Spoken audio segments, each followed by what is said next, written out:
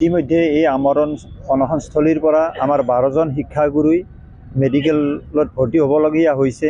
যে অতি দুৰ্ভাগ্য আৰু পৰিতাপৰ বিষয়, আজি 5 দিন অতিক্ৰম কৰিলে, কিন্তু আমাৰ মাননীয় মুখ্যমন্ত্ৰী মহোদয় সদম্ভে তেওঁ ঘোষণা কৰে যে তেওঁৰ অসমত কোনো আন্দোলন নাই, কোনো প্ৰতিবাদ নাই।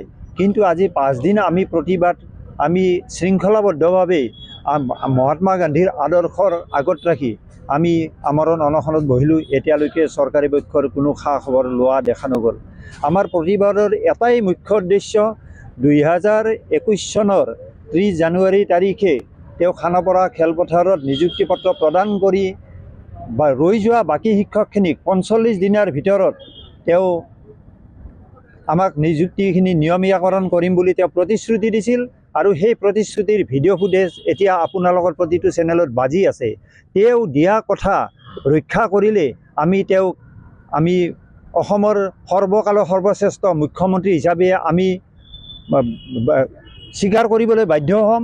আৰু যদি নাৰাখে তেতিয়াহ'লে তেওঁ সেই সময়ত দিয়া প্ৰতিশ্ৰুতি ভুৱা বুলি তেওঁ আজি আমাক ঘোষণা কৰক যে সেই সময়ত মই ভুৱা প্ৰতিশ্ৰুতি দিছিলোঁ।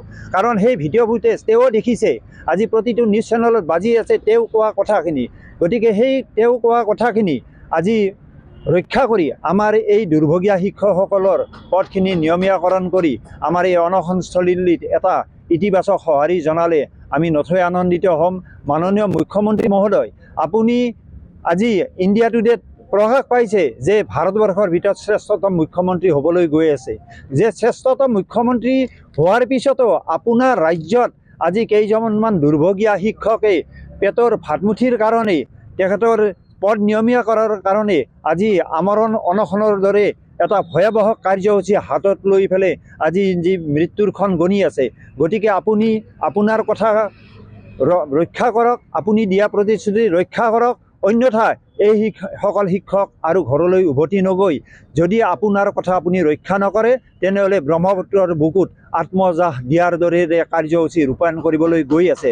আৰু সেই কাৰ্যসূচী ৰূপায়ণ কৰাৰ আগমুহূৰ্তত আপুনি এই সমস্যাটো সমাধান কৰক। নহ'লে আপুনি এই আটাইবোৰ পৰিয়ালৰ কিবা ক্ষয় ক্ষতি হ'লে তাৰ বাবে আপোনাৰ চৰকাৰ আপুনিয়েই জগৰীয়া হ'ব। গতিকে এনেকুৱা চূড়ান্ত এটা সিদ্ধান্ত লোৱাৰ আগতেই আপুনি এবাৰ ভাবক, চিন্তা কৰক যে আপোনাৰ ৰাজ্যৰ প্ৰজাগণে, আপুনি ৰজা, আপোনাৰ প্ৰজাই আজি কি অৱস্থাত দিন কটাবলগীয়া হৈছে, কি অৱস্থাত তেওঁলোকে আপোনাক অনুনয় বিনয় কৰিবলগীয়া হৈছে।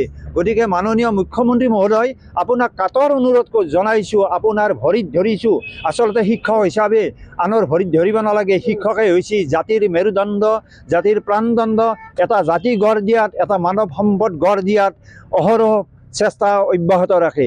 তথাপিতো আপোনাৰ ভৰিত ধৰিছোঁ, আপুনি দিয়া প্ৰতিশ্ৰুতি ৰক্ষা কৰি আমাক এই আমৰণ অনশন ইমানতে সমাপ্ত কৰিব বুলি আশা ৰাখিছোঁ। যিকোনো খবৰৰ বাবে যোগাযোগ কৰক 7099017330 লগতে 7099017110 নম্বৰত।